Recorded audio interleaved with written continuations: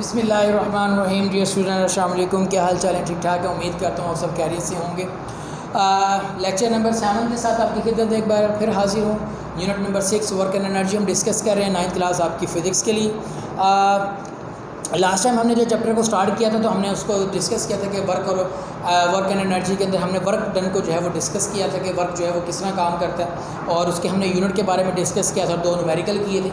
आज जो हमारा टॉपिक है वो है एनर्जी। जो वर्क एंड एनर्जी का जो सेकंड पार्ट था एनर्जी, आज हमने एनर्जी डिस्कस करना है कि एनर्जी क्या चीज़ है, एनर्जी की टाइप्स क्या हैं, उसको हम किस तरह जो है वो ड्राइव कर सकते हैं, और एनर्जी से हम क्या क्या काम ले सकते हैं। तो हम ज़रा आज देखते हैं कि एनर्जी हमें क्या कुछ टॉपिक सिखाता है। पेज नंबर 121 पे बुक्स आप ओपन कर लें और आर्टिकल नंबर है 6.2 एनर्जी के बारे में हम डिस्कस कर रहे हैं। वो कहते हैं energy is an important and fundamental concept in science. It links almost all the natural phenomena. When we say that a body has energy, we mean that it has the ability to do work. अब ये आप देखें, commonly हमारे पास भी होता है कि जब कभी हम खुदा न खास्ता जब कभी हम बीमार हो जाते हैं, जब हमें टेम्परेचर हो जाता है तो हमारी बॉडी के अंदर एक वीकनेस सी होती है, हम बड़े फील कर रहे होते हैं वीकनेस, और उसकी वजह से हम जो है वो उस तरह का परफॉर्म नहीं कर पाते, हमें रेस्ट की ज़रूरत होती है। और उसके अलावा जब हम तंदुरुस्त होते हैं उस वक्त हम जो है अपने हर काम जो है वो भाग दौड़ कर रहे होते हैं। इसका मतलब ये हुआ कि energy something is diet like कि आपके अंदर काम करने की जो सलाहियत है ना, ये पता लगता है एनर्जी लेवल जितना ज़्यादा हाई होता है, जैसे स्पोर्ट्समैनशिप देख लें आप, जितना एनर्जी लेवल ज़्यादा होगा उतना वो जो है वो वर्क परफॉर्म करेगा, और जितना एनर्जी लेवल कम होता है तो कॉमनली हम ये कहते हैं कि किसी पर्सन के अंदर एनर्जी है तो हम ये कहते हैं कि उसके अंदर काम करने की सलाहियत है, तो उसका मतलब उसके अंदर एनर्जी है। So water running down the stream, अब ये देखें as ability to do work, जो पानी जो है वो किसी ढलवान पर आता है तो उसके अंदर काम करने की सलाहियत होती है। अब आप कहेंगे कि सर पानी के अंदर कौन सा काम करने की सलाहियत होती है? देखें, पानी के अंदर जो काम करने की सलाहियत है वो ये है कि जब भी पानी डाउन आएगा आते हुए, अगर वो उसका बहाव तेज़ है, तेज़ स्पीड से आ रहा है, तो आते हुए अपनी साथ चीज़ों को बह कर लेकर जाएगा, वो स्ट्राइक करेगा चीज़ों को। जब वो स्ट्राइक करेगा तो डेफिनेटली वहाँ पर डिस्टर्बेंसेस आएगी, तोड़ फोड़ भी हो सकती है। और अगर आप लेट्स सपोज के उसके अंदर आगे कोई मोटर रूटर टाइप इस तरह के कोई विंड टरबाइन या फिर वाटरफॉल टरबाइन लगा दें, जिसको हम आगे जाके कहते हैं जी हाइड्रो टरबाइन, और वो पानी से जो बिजली पैदा करना है, तो वो क्या करेगी, उस पानी के ज़ोर से उसका जो पहिया है, वो जो उसके पर हैं, वो क्या करने लगेंगे, वो मूव करना, घूमना शुरू करेंगे। जब वो घूमना शुरू करेंगे तो डेफिनेटली फिजिक्स के अंदर बिजली पैदा करने के लिए हमें सिर्फ एक मरतबा कॉइल को घुमाना होता है, चाहे वो हाथ से घुमाएं, चाहे वो हम किसी और एनर्जी सोर्स से घुमाएं, चाहे वो हवा की मदद से घुमाएं या पानी की मदद से घुमाएं। असल में हमने उस टरबाइन को क्या करना होता है, मूव करवाना होता है। बस एक मरतबा वो मूव हो जाए तो अंदर सारा सिस्टम जो है वो आगे जाकर नेक्स्ट लेक्चर में मैं बताऊँगा कि फिर इलेक्ट्रिसिटी किस तरह प्रोड्यूस करते हैं। तो इस तरह जब वाटर जो है वो डाउन स्ट्रीम पर आ रहा होता है तो वो भी बहुत सारे काम कर सकते हैं। सो स्पॉज is energy, the energy of running water can be use to run water mills और वाटर टरबाइन। अभी मैंने आपसे डिस्कस किया कि वो क्या कर सकते हैं, यूज़ कर सकते हैं हम उसको वाटर टरबाइन या फिर वाटर मिल्स को चलाने के लिए। Energy exist in various form such as mechanical energy, heat energy, light energy, sound energy, electrical energy, chemical energy, nuclear energy. तो ये बहुत सारी एनर्जी की टाइप्स हैं, और energy can be transfer from one form to another. और हमें पता है कि एनर्जी जो है वो एक फॉर्म से वैसे भी दूसरी फॉर्म में कन्वर्ट होती है, ये जो है वो कभी डिस्ट्रॉय नहीं होती। तो फिर एनर्जी की जो डेफिनेशन हुई, a body possess energy if it is capable to do work, अगर काम करने की सलाहियत है तो इसका मतलब है बॉडी के अंदर तो वो एनर्जी रखता है। मैकेनिकल एनर्जी की फिर 2 टाइप्स हैं, एक काइनेटिक एनर्जी है और एक फिर पोटेंशियल एनर्जी है, जिसमें से आज हम क्या डिस्कस करने लगे, काइनेटिक एनर्जी। काइनेटिक एनर्जी क्या चीज़ है? वो कहते हैं कि अगर किसी बॉडी के अंदर मूविंग पार्टिकल्स की वजह से जो एनर्जी होगी, मूविंग पार्टिकल्स की वजह से जो एनर्जी होगी, उसको हम क्या कहेंगे, काइनेटिक एनर्जी कहेंगे। जैसे कि moving air is called wind, जो चलती हुई हवा है हम उसको विंड कहते हैं। वो can use wind energy for doing various thing, हम हवा से बहुत सारे काम ले सकते हैं। It drives wind mills, pushes ceiling boards. Similarly, moving water in a river can carry wooden logs through large distance and can also भी use to drive turbine for generating electricity. इसका मतलब वो बहता हुआ पानी आपकी इलेक्ट्रिसिटी प्रोड्यूस कर सकता है। आपके लकड़ी के पीस एक जगह से दूसरी जगह जाकर ट्रांसपोर्टेशन, जब आपसे पहले ट्रांसपोर्टेशन नहीं थी, आज से आप 100 साल पहले पीछे चले जाएँ तो दरियाओं में ही लोग क्या करते थे, अपनी लकड़ियों को बहा देते थे, दरिया के दूसरे किनारे से या किसी और स्पेसिफिक पॉइंट से वो उसको ले लेते थे। तो इसका मतलब ये हुआ कि बहते पानी के अंदर, चलती हवा के अंदर कोई ना कोई एनर्जी है जो क्या कर सकती है, चीज़ों को रन अप कर सकती है, चीज़ों को एक जगह से दूसरी जगह लेकर जा सकती है। बस हमने अब उसको क्या करना है, यूटिलाइज करना। So moving body has kinetic energy because it can do work due to its motion. Kinetic energy, आप देखिए इसका मतलब एनर्जी वो जो काम कर सकती है, तो मूविंग ऑब्जेक्ट्स के अंदर क्या होती है, काइनेटिक एनर्जी होती है, क्यों, किसकी वजह से, उनके मोशन की वजह से, क्योंकि वो क्या कर सकती है, काम कर सकती है। The body stop moving as soon as fall its kinetic energy is used up. और जब देखें जितनी भी हवा चल रही होगी, चलते चलते चलते काम करते रहेगी, जब हवा रुक जाएगी यानी उसकी काइनेटिक एनर्जी खत्म हो जाएगी, उसके अंदर मूविंग मोशन खत्म हो जाएगी या रुक जाएगी, तो इसका मतलब है कि फिर उसके अंदर एनर्जी खत्म होगी, एनर्जी खत्म होगी तो काम करने की सलाहियत खत्म होगी। तो इस तरह जो है जब तक कोई भी मूविंग पार्ट मोशन में रहेगा तब तक तो वो वर्क डन करेगा, जब जैसे वो रुकेगा तो वर्क डन खत्म हो जाएगा। तो फिर energy possess by a body due to its motion is called its kinetic energy. तो इसका मतलब एनर्जी, अब एनर्जी तो हमने पढ़ लिया था, अब हम आज उसकी टाइप पढ़ने जा रहे हैं potential kinetic energy. Kinetic energy वो एनर्जी जो किसी बॉडी के अंदर उसकी मोशन की वजह से होगी, उसको हम क्या कहेंगे, काइनेटिक। अब वो कहते हैं कंसीडर करें कोई भी एक बॉडी है जिसका मास m है और वो किसी वेलोसिटी v से जो है वो मूव कर रहा है। कुछ देर के बाद क्या होता है कि कुछ डिस्टेंस कवर करने के बाद ड्यू टू फ्रिक्शन, अब फ्रिक्शन भी तो अपोजिंग फोर्स है जो कि मोशन के अंदर रुकावट पैदा करती है। अब आप ये देखें कि भाई एक चीज़ ने इधर से उधर जाना, दूसरी चीज़ उसको अपोज भी कर रही है, तो जो इधर से उधर जा रही है वो अपनी एनर्जी यूज़ कर रही है उसको पुश करने के लिए, और जब तक उसके अंदर ये एनर्जी रहेगी तब तक तो वर्कआउट होता रहेगा। जैसे ही वो एनर्जी यूज अप हो जाएगी तो इसका मतलब सिस्टम रुक जाएगा। इसका मतलब अपोजिंग फोर्स जो है या जो फ्रिक्शन की फोर्स है वो क्या आ गई है आपके पास, अपर लेवल पर आ गई। So due to some opposing force such as force of friction acting on it, the body possesses kinetic energy and is capable to do work against opposing force. इसका मतलब हुआ हर बॉडी जो kinetic energy रखती है वो work करती है against the opposing force जो कि फोर्स ऑफ फ्रिक्शन है, ठीक है। And all until all of its kinetic energy, कब तक करेगी, जब तक उसके अंदर जितनी भी काइनेटिक एनर्जी की सारी यूज़ नहीं हो जाएगी। इसका मतलब ये हुआ कि kinetic energy of a body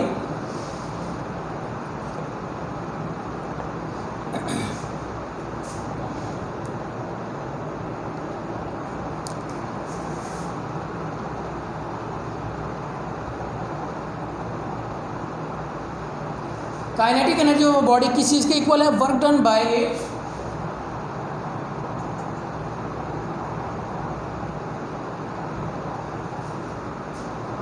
due to motion.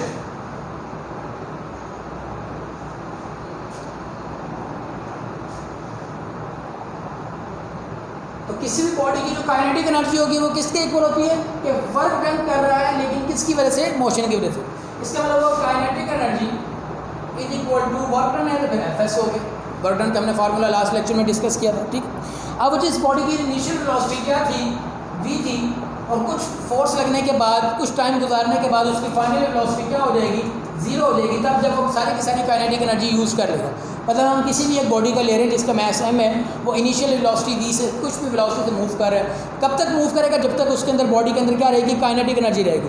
जैसे वो काइनेटिक एनर्जी यूज्ड हो जाएगी तो वो डेफिनेटली बॉडी रुक जाएगी, और जब बॉडी रुक जाएगी तो उसकी फाइनल वेलोसिटी क्या हो जाएगी, 0 हो जाएगी। तो हमारे पास f इज इक्वल टू क्या होता है, m है, और a इज इक्वल टू किसके बराबर होगा, f ओवर m। लेकिन यहाँ पर क्या लगेगा, माइनस का साइन। अब माइनस का साइन तो फार्मूले में नहीं था, लेकिन माइनस का साइन ये बता रहा है कि जो है opposing force, negative sign indicate that motion is opposed, यानी कि जो भी एक्सेलरेशन प्रोड्यूस हो रहा था वो रोकवाया जा रहा था, hence is a negative sign हमने लगा दिया। अब आप ये देखिए कि थर्ड इक्वेशन के मुताबिक 2as इज इक्वल टू क्या होता है, vf square minus vi square. Values put करते हैं, 2 minus F over m into S is equal to final velocity 0, initial velocity v minus 2 F S over m minus v square, minus minus से cancel हो गया, F S is equal to M V square, ये जो 2 इधर आकर divide हो जाएगा, यानी ये 2 मैंने उधर ले गया 1/2 हो गया, और एफ एस इधर रहेंगे, एम इधर रहेगा। F S is equal to M V square, और एफ एस किसके बराबर था, काइनेटिक एनर्जी के, तो फिर काइनेटिक एनर्जी किसके बराबर हुई, 1/2 एम वी स्क्वायर। देखें सिर्फ कुछ भी नहीं किया, किसी एक बॉडी की इनिशियल वेलोसिटी v है, फाइनल वेलोसिटी 0 है, according to Newton second law of motion f equal to m है, a equal to f over m। Negative sign क्या कर रही है, क्योंकि अपोज कर रहा है मोशन को, हमें तभी बॉडी रुकती है। और थर्ड इक्वेशन हमने यूज़ की, उसके बाद हमने वैल्यूज पुट की और हमने ये देखा कि fs को हम अगर एक साइड पर रखें तो वो हाफ mv स्क्वायर के बराबर होता है, और fs क्योंकि काइनेटिक एनर्जी के बराबर था, तो काइनेटिक एनर्जी की जो वैल्यू निकलती है वो क्या निकलती है, काइनेटिक एनर्जी की जो वैल्यू निकलती है वो आपके पास हाफ mv स्क्वायर निकलती है। तो ये आपके पास इक्वेशन आ गई। बहुत ही इम्पोर्टेंट जो है वो आर्टिकल है 6.3, जो आमतौर पर बोर्ड में आता होता है। इसका यही आता है कि डिफाइन एनर्जी और drive the relation of kinetic energy. तो आपने इस तरह इसको सारा करके ड्राइव करना है, और ये इक्वेशन का जो फार्मूला ये अच्छी तरह याद कर लें, या कि न्यूमेरिकल में हमारे यूज़ हो। एक एग्जांपल है, वो कहता है कि स्टोन है मैस 500 ग्राम, स्ट्राइक कर रहा है ग्राउंड को with velocity of 20 meter per second, how much is kinetic energy of the stone at the time it strikes the ground. तो मैस है, आपको अगर देखें तो इज इक्वल टू दिया हुआ है 0.5 kg, v is equal to कितना दिया हुआ है 20 meter per second, kinetic energy half mv square. Just put the value in the equation and you will get the answer, that is 100 joule. Okay okay, the next topic we will discuss another type, that is potential energy.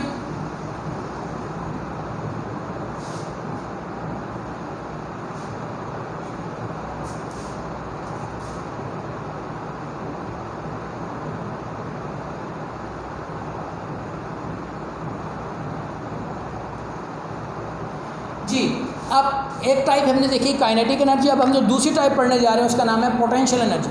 अच्छा, kinetic energy क्या है, अगर कोई body क्या कर रही है, move कर रही है due to motion, movement of the molecule की वजह से आप क्या कह सकते हैं, किसी भी बॉडी के अंदर जो भी एनर्जी होगी वो क्या होगी, काइनेटिक एनर्जी। लेकिन अगर मैं किसी बॉडी को लिफ्ट अप करता हूँ, एक जगह से ऊपर लेकर जाता हूँ और उसके बाद उसको किसी जगह पर रख देता हूँ, और जैसे हम उसको ड्रॉप करते हैं तो वो वापस आती है, स्ट्राइक करती है, तो डेफिनेटली कोई ना कोई डिस्टर्बेंस आती है। उस डिस्टर्बेंस को हम क्या कहते हैं, वो एनर्जी जो उसके अंदर स्टोर होती है ड्यू टू हाइट, उसको हम क्या कहते हैं, पोटेंशियल एनर्जी कहते हैं। सो द पोटेंशियल एनर्जी क्या है कि even a body has ability to do work although it is at rest. आमतौर पर बॉडी रेस्ट में होती है, फिर भी उसके अंदर काम करने की सलाहियत होती है। कैसे, मैं एक ईंट को उठाकर यहाँ से किसी पत्थर को किसी हाइट पर रख देता हूँ, अब उसको मैंने रख दिया, अब वो रेस्ट में है, जैसे ही वो ड्रॉप होगा वो क्या करेगी, काम करने की सलाहियत, क्योंकि पहले ही हमने उसके अंदर, जब हम उसको ज़मीन से ऊपर लेकर गए थे तो मैंने उसके अंदर अपनी मस्कुलर एनर्जी स्टोर कर दी थी। अब उसने अपनी क्या की, पोजीशन चेंज की, पहले कोई ऑब्जेक्ट यहाँ पर है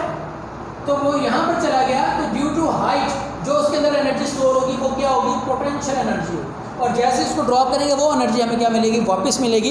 तो for example, an apple on a tree is capable to do work at it fall, this is positive energy due to its position. तो किसी भी बॉडी की पोजीशन की वजह से जो एनर्जी होती है उसको हम क्या कहते हैं, potential energy. Kind of energy which is a body posses due to its position is called potential energy.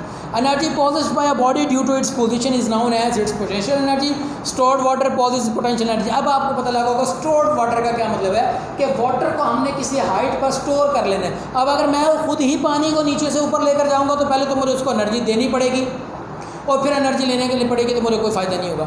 मुझे कुछ इस तरह करना है कि ऊपर से ही पानी कहीं ऊपर रह जाए, तो इसी वजह से डैम्स बन रहे होते हैं। डैम के अंदर क्या होता है कि स्टोर वाटर, आप कहेंगे डैम में पानी कहाँ से आता है, जब हम मौसम सरमा होता है, बर्फ़बारी होती है, ग्लेशियर्स के ऊपर बर्फ़ जम जाती है, फिर आहिस्ता आहिस्ता आहिस्ता आहिस्ता वो क्या करती है, बर्फ़ पिघलती है, वो पिघलने के बाद पहाड़ों से होते हुए एक रास्ते पर जाती है, तो वहाँ पर हम उसको रोक लेते हैं। जब हम उसको रोक लेते हैं, बड़ा सा डैम बनाकर, एक स्टोरेज टैंक समझ लें आप, बहुत हाई लेवल का, तो उसके बाद हम क्या करते हैं, उसके आगे गेट्स लगा देते हैं। आप अक्सर हमारे ट्रिप्स पर गए हो और आपने देखा होगा कि वो शटर डाउन हुए हुए होते हैं, और वहाँ से हम जैसे जैसे हमें ज़रूरत होती है वैसे वैसे हम पानी को लेते रहते हैं। जब वो पानी आता है स्पीड अप से नीचे, तो नीचे हम क्या लगा देते हैं, अपना वाटर मिल्स लगा देते हैं, जिसकी वजह से वो टरबाइन क्या करती है, मूव करती है, और टरबाइन के आगे फिर वही डेफिनेटली जनरेटर लगा होता है जो इलेक्ट्रिसिटी को प्रोड्यूस करते हैं। इस तरह जो है वो डैम से जो स्टोर वाटर रहता है वो हमारे पास इलेक्ट्रिसिटी, तो लेकिन वो क्योंकि ड्यू टू पोजीशन होता है, तो लिहाजा वो गिरते हुए पानी के अंदर जो भी एनर्जी होती है उसको हम क्या कहते हैं, potential energy.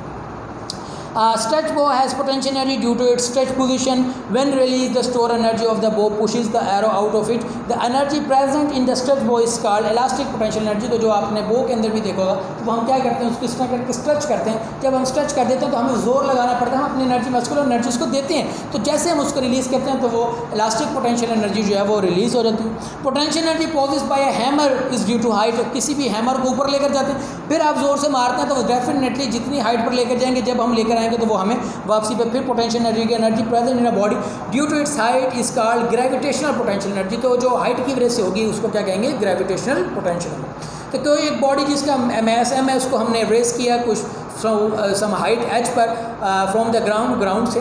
The body will acquire potential energy equal to the work done in lifting. तो फिर वर्क डन फिर आपके पास किसके बराबर आ गया, पोटेंशियल एनर्जी जो है वो आपके पास असल में क्या है, फोर्स कितनी लगेगी, कितनी हाइट पर लेकर जाने के लिए.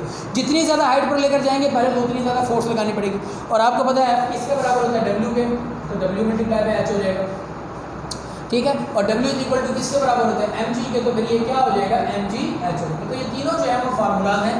Potential energy F into H, अगर हाइट गिवन होगी तो F इंटू एच लगा लें. और अगर वर्क डन गिवन होगा तो W इंटू, क्योंकि सॉरी वेट गिवन होगा तो वेट इंटू होगा. और W is equal to mg, तो mg h. अगर मैस गिवन होगा तो फिर मैस एंड इंटू वेलोसिटी से भी आप इस तरह करके इसको कर सकते हैं. तो आज जो हमने डिस्कस किया बेटा, वो हमने डिस्कस ये किया कि एनर्जी क्या चीज़ है, ठीक है. एनर्जी की हमने टाइप्स देखी, काइनेटिक एनर्जी क्या है, हमने उसके रिलेशन को ड्राइव किया, और फिर हमने पोटेंशियल एनर्जी देखा, फिर हमने इसके रिलेशन को भी ड्राइव किया. तो ये 3 आर्टिकल हमने आज डिस्कस किए. तीनों आर्टिकल को आपने अच्छे तरीके से तैयार करना है. 2 फार्मूलाज मैंने अभी आपको बता दिए. Kinetic energy is equal to half M E किया जो अभी हमने इससे पहले पढ़ा, और potential energy is equal to M G H. इन्हीं 2 फार्मूलाज की वजह से आपके तकरीबन आधे से ज़्यादा न्यूमेरिकल हो जाएंगे. नेक्स्ट लेक्चर में इंशाल्लाह हम न्यूमेरिकल भी डिस्कस करेंगे, एक टॉपिक और हम आगे डिस्कस करेंगे. तो इसकी आपने अच्छी तरीके से प्रैक्टिस करनी है. मैंने आपको बता दिया काइनेटिक एनर्जी की जो डेरिवेशन है वो इंतहाई इंपॉर्टेंट है, वो बोर्ड में बहुत बार आई हुई है. तो आपने उसको अच्छी तरीके से तैयार कर लेना है और फिर प्रैक्टिस करके आपने मुझे सेंड करनी है. उम्मीद करता हूँ आज का लेक्चर आपको समझ आ गया होगा. तो नेक्स्ट लेक्चर तक के लिए इजाज़त दीजिए. अल्लाह हाफ़िज़.